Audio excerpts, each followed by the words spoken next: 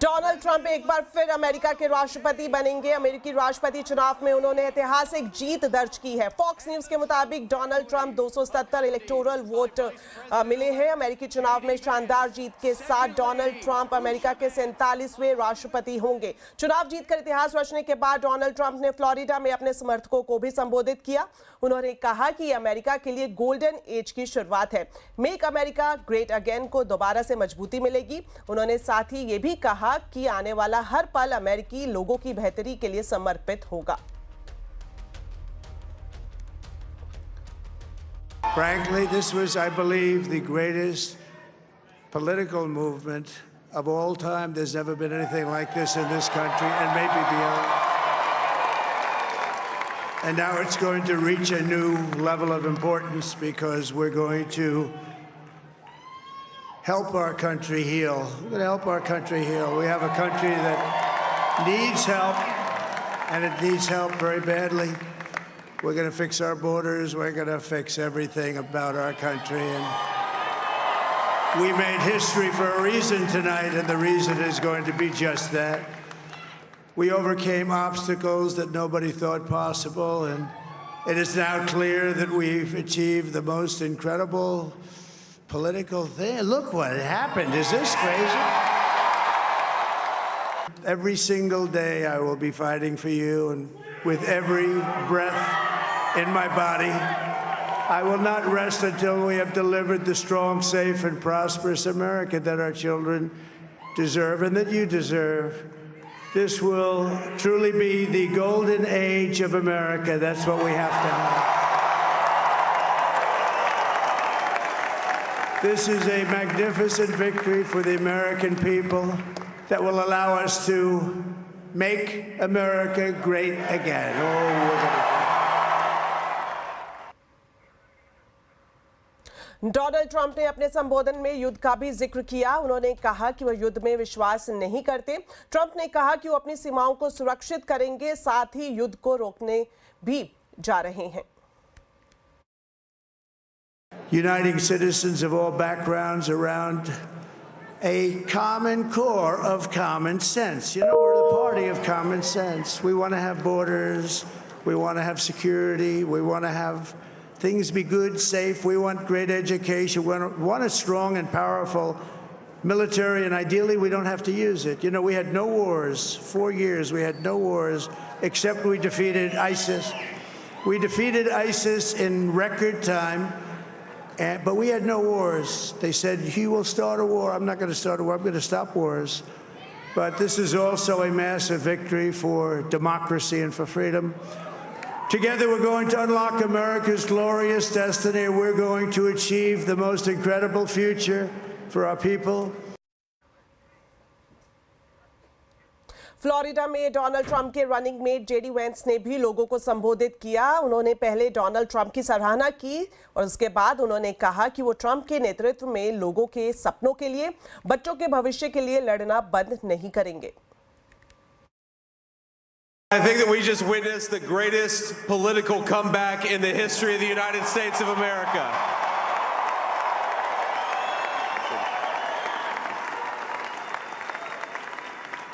And under President Trump's leadership, we're never going to stop fighting for you, for your dreams, for the future of your children. And after the greatest political comeback in American history, we're going to lead the greatest economic comeback in American history under Donald Trump's leadership.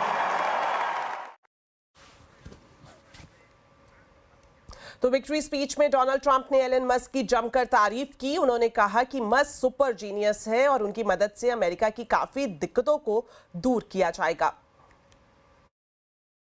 Elon, you have something called Starlink, is that right? Yes, I do. What the hell is it? He said, it's a communication system that's very good. I said, Elon, they need it really, really badly in North Carolina. Can you get it? He had that there so fast, it was incredible. So, and it was great. It saved a lot of lives. He saved a lot of lives. But he's a character. He's a special guy. He's a super genius. We have to protect our geniuses. We don't have that many of them. We have to protect our super geniuses. I want to thank some of the guys. You know, we have up here today the U.S. Open champion. He's a fantastic golfer. He's slightly longer than me. Hits the ball a little bit longer than me. Just a little bit. Bryson DeChambeau is up here someplace.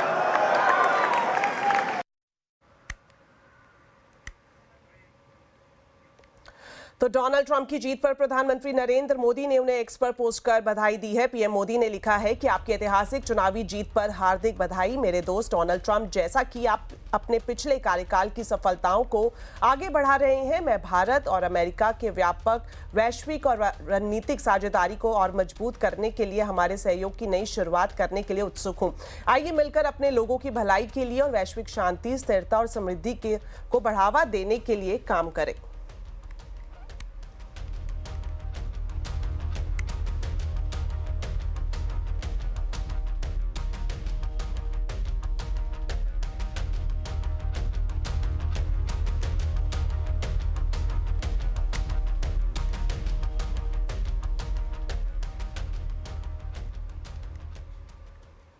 चलिए अब नजर डालते हैं बाजार पर। Trump की जीत के बाद बाजार ने शानदार कमबैक किया है। सेंसेक्स निफ्टी जोरदार तेजी के साथ बंद हुए हैं। सेंसेक्स 902 पॉइंट चढ़ा तो निफ्टी 271 पॉइंट चढ़कर बंद हुआ। बीएसई के सभी सेक्टर इंडेक्स में खरीदारी रही। Mid cap small cap shares में तेजी रही। आज के बाजार में सबसे ज्यादा उछाल आईटी शेयर्स में रहा। डिटेल्स लेते हैं यतिन मोता से। तो यतिन, आप बताएं बाजार में आज कहां तेजी और कहां सुस्ती दिखाई दी? देखिए, ओवरऑल अगर हम मार्केट्स की बात करें तो आज रिकॉर्ड रैली हमने देखी और निफ्टी 50 के गेनर्स की बात करें तो ओवरऑल बेसिस पे काफ़ी शानदार यहाँ बाजार का परफॉर्मेंस रहा। निफ्टी और बैंक निफ्टी में भी आपको ओवरऑल तेज़ी का ही मूड माहौल दिखाई पड़ा।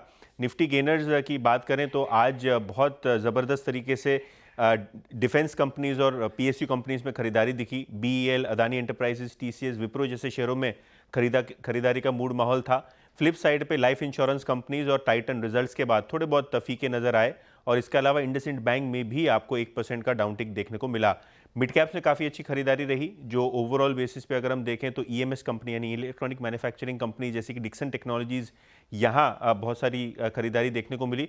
और फ्लिप साइड पे अगर हम बात करें तो Hindustan zinc, max financial, Sundaram finance जैसे काउंटर्स में भी आपको थोड़ी बहुत वीकनेस आती हुई नजर पड़ी। शुक्रिया यतिन इस पूरे मार्केट अपडेट के लिए। तो ट्रंप की जीत का आईटी सेक्टर को फायदा मिलने की उम्मीद है, ये कहना है कैपिटल माइंड के फाउंडर एंड सीईओ दीपक शेनॉय का। सीएनबीसी आवाज से खास बातचीत में दीपक शेनॉय ने ट्रंप की जीत का भारतीय बाजारों पर क्या असर होगा इस पर बातचीत की है। आइए आपको दिखाते हैं। एक तो आईटी कंपनीज खुद अपने टैक्सेस जो यूएस में पे करेंगे, क्योंकि इनकी सारी जो आईटी कंपनीज है उनके यूएस सब्सिडीज होती हैं वो यूएस में ही टैक्स पे करते हैं, तो उनके डायरेक्ट टैक्स बेनिफिट एक होगा और इनडायरेक्ट स्पेंडिंग बेनिफिट होगा क्योंकि कस्टमर ज़्यादा स्पेंड कर सकेंगे। लेकिन पॉलिसी क्लैरिटी के बाद आई थिंक वो अनसर्टेनिटी निकल जाती है और अगले साल के बजट्स में लोग फिर जैसे कंपनीज हैं अपने अगले साल की जब स्पेंडिंग का मतलब प्लानिंग करेंगे तो आई थिंक आईटी कंपनीज को ज़्यादा एटलीस्ट क्लैरिटी मिलेगी कि आगे बढ़ के क्या होने वाला है।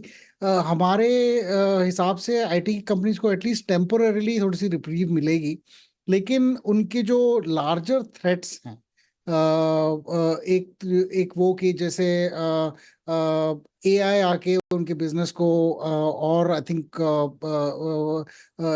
एक तरह से कंप्रेस करेगा, क्योंकि जो प्रोजेक्ट अब 200 लोग करते थे अभी सुनने में आया कि 20 लोग भी कर सकते हैं। तो लॉन्ग टर्म में मुझे थोड़ा सा नेगेटिव भी लग रहा है कि जैसे जैसे ऑटोमेशन बढ़ता जाएगा और अमेरिका में ऑटोमेशन बढ़ेगा क्योंकि वो इलीगल इमिग्रेशन को रोकने की कोशिश करेंगे और इसकी वजह से ऑटोमेशन पे ज्यादा ध्यान होगा, एआई पे ज्यादा ध्यान होगा। इसमें जोरदार तेजी दिख रही है। इंडेक्स करीब 3% ऊपर है। ट्रंप का जीतना आईटी पर कैसा असर डालेगा इस पर ब्रोकरेज हाउस की रिपोर्ट भी आई है। क्या कुछ कहा गया है रिपोर्ट में, जानने के लिए एक बार फिर से जुड़ते हैं यतिन मोता से। तो यतिन बताएं क्या कहा गया है ब्रोकरेज हाउस की रिपोर्ट में, किस तरह से ट्रंप का जीतना आईटी शेयरों पर असर डाल सकता है?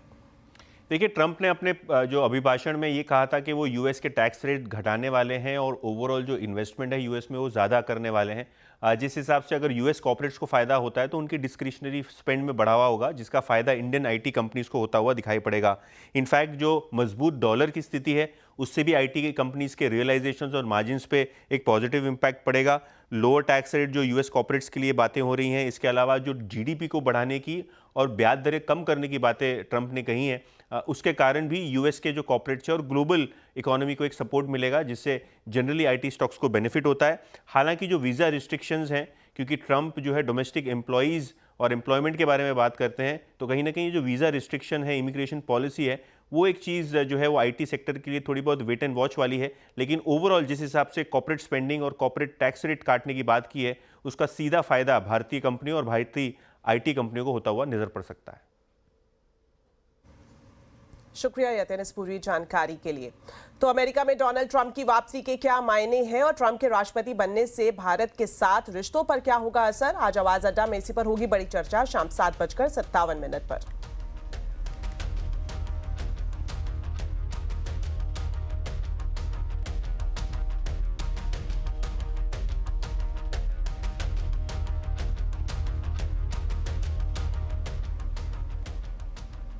देश के leading digital financial platform money control ने एक और बड़ा मुकाम हासिल किया है। गूगल आंकड़ों के मुताबिक अक्टूबर में मनी कंट्रोल के यूनिक विजिटर्स 10 करोड़ के पार हो गए हैं। Global digital measurement agency Comscore के मुताबिक मनी कंट्रोल सितंबर में अपने प्रतिद्वंदी इकोनॉमिक टाइम के मुकाबले 31% बढ़ा है। मनी कंट्रोल के पेज व्यूज भी ईटी के मुकाबले 40% ज्यादा है। कॉमस्कोर के आंकड़ों से यह भी पता चलता है कि मनी कंट्रोल में लोग टाइम स्पेंड भी किसी दूसरे प्लेटफॉर्म के मुकाबले कहीं ज्यादा करते हैं। सितंबर में करीब 407 मिलियन मिनट्स टाइम स्पेंड के साथ मनी कंट्रोल सबसे आगे है। Premium service platform money control pro के भी अभी हाल ही में 10 लाख सब्सक्राइबर पार हुए हैं। आपको बता दें मनी कंट्रोल नेटवर्क 18 का हिस्सा है। चलिए अब खबरें चुनावी दंगल की।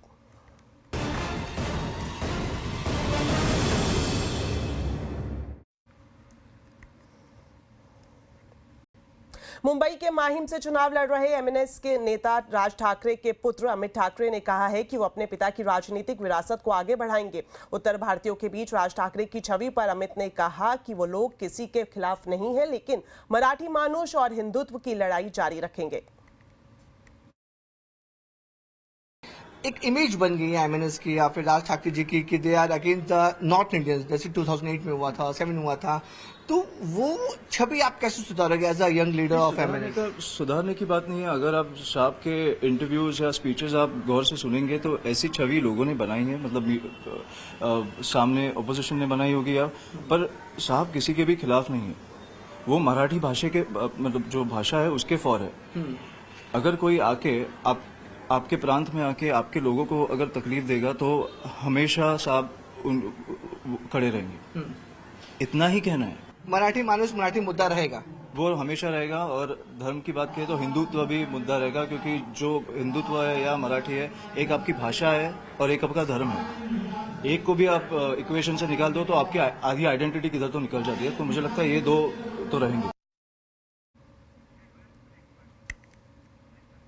कांग्रेस की पूर्व सांसद और सुनील दत्त की बेटी प्रिया दत्त इस बार बांद्रा वेस्ट में प्रचार कर रही हैं, लेकिन अपने पारिवारिक मित्र बाबा सिद्दीकी के बेटे जिशान सिद्दीकी के लिए बांद्रा ईस्ट में प्रचार नहीं कर रही हैं। हमारी सहयोगी प्रीति सोमपुरा ने उनसे खास बातचीत की है और जिसमें उन्होंने कहा कि जिशान इस बार कांग्रेस की जगह एनसीपी से लड़ रहे हैं चुनाव और इसलिए वो उनका प्रचार नहीं कर सकती।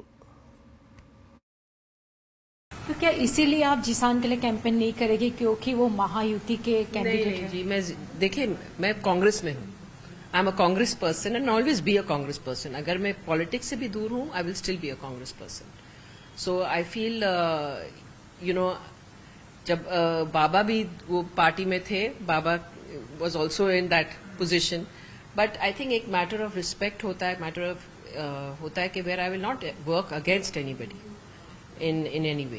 You know, Baba has been a very integral part of the Congress party for 40 years. और जीशान भी हमारे पार्टी से ही उम्मीदवार था, हमारी पार्टी से ही जीता था।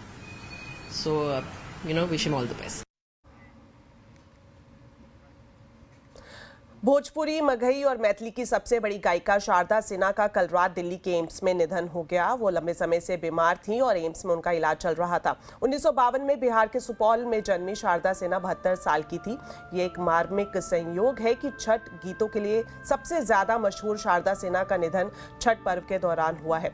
उन्हें शादी, विवाह के संस्कार गीतों, लोकगीतों और बॉलीवुड के गानों के लिए भी जाना जाता रहा है। प्रधानमंत्री नरेंद्र मोदी ने उन्हें श्रद्धांजलि देते हुए इसे एक अपूरणीय क्षति बताया है। शारदा सिन्हा को पद्मश्री और पद्म विभूषण सम्मान दिए गए हैं। बिहार सरकार ने राजकीय सम्मान के साथ उनका अंतिम संस्कार करने की घोषणा की है। वहीं सोनू निगम, मनोज तिवारी, रवि किशन समेत कला और फिल्म जगत की हस्तियों ने उन्हें श्रद्धांजलि दी है। शारदा सिन्हा का अंतिम संस्कार कल सुबह 8 बजे पटना के गुलाबी घाट पर किया जाएगा।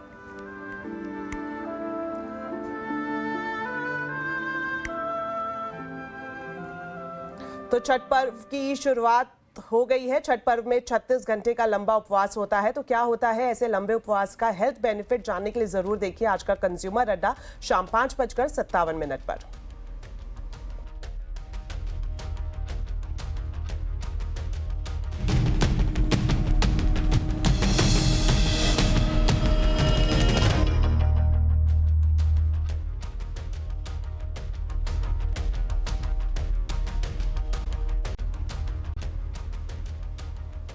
ब्रेक के बाद आपका स्वागत है। सुप्रीम कोर्ट ने लाइट मोटर व्हीकल लाइसेंस धारकों को राहत दी है। इस लाइसेंस के धारक 7500 किलोग्राम से कम वजन के ट्रांसपोर्ट वाहन चला सकते हैं, यानी कार चलाने वाला कोई भी व्यक्ति रोड रोलर या ट्रैक्टर भी चला सकता है। इस खबर की डिटेल्स लेते हैं असीम मनचंदा से। तो असीम, आपसे जानना चाहेंगे लाइट मोटर व्हीकल लाइसेंस पर सुप्रीम कोर्ट ने क्या फैसला सुनाया है? अभी लाइट मोटर व्हीकल धारक के जो भी लाइसेंसेज है वो कमर्शियल वाहन नहीं चला सकते थे। उनको ट्रांसपोर्ट डिपार्टमेंट से एक स्पेशल एनरोलमेंट लेना पड़ता था और अगर उनके पास एनरोलमेंट नहीं होता था तो बीमा कंपनियां उनको इंश्योरेंस देने में आनाकानी करती थी। तो इसको लेकर के सुप्रीम कोर्ट में बहुत सारी याचिकाएं दायर की गई थी। सुप्रीम कोर्ट की 5 जजों की संविधान पीठ ने इस पूरे मामले की सुनवाई की थी और आज संविधान पीठ ने अपना फैसला सुनाया। सुप्रीम कोर्ट ने अपने साल 2017 के फैसले को बरकरार रखा। सुप्रीम कोर्ट ने साफ कहा कि जो भी लाइट मोटर व्हीकल लाइसेंस धारक है वो 7500 किलोग्राम से कम जितने भी कमर्शियल या ट्रांसपोर्ट व्हीकल है उसको चला सकते हैं। सुप्रीम कोर्ट ने यह भी कहा कि माना कि पिछले कई सालों में रोड दुर्घटनाओं में काफी बढ़ोतरी हुई है, लेकिन सरकार कोई भी ऐसा डाटा पेश नहीं कर पाई जिससे लगे कि जो लाइट मोटर व्हीकल धारकों को जो लाइसेंस दिया गया है उसकी वजह से ये दुर्घटनाएं हो रही हैं। दुर्घटनाएं और भी किन्हीं वजहों से हो रही है। तो सुप्रीम कोर्ट ने साफ कर दिया कि जिन भी व्यक्ति जो भी कार चलाने का जिनके पास लाइसेंस है, LMV लाइसेंस है, वो कमर्शियल वाहन या ट्रांसपोर्ट वाहन बशर्ते कि वो 7500 किलोग्राम से कम के हो उनको चला सकते हैं और इंश्योरेंस कंपनियां उनको इंश्योरेंस देने में किसी भी तरह की आनाकानी नहीं करेंगी। शुक्रिया सेम इस पूरे अपडेट के लिए। स्कोडा ने आज SUV स्कोडा काइलैक को लॉन्च कर दिया है। कुशाक और कॉडियक के बाद एक कंपनी की तीसरी SUV कार है। नई कार में काइलैक का नाम कैलाश पर्वत के नाम पर रखा गया है। कंज्यूमर्स 2 दिसंबर से कार की बुकिंग शुरू करवा सकते हैं और जिनकी डिलीवरी जनवरी से मिलेगी। SUV में 1 लीटर पेट्रोल इंजन दिया गया है जिसका पावर है 115 bhp।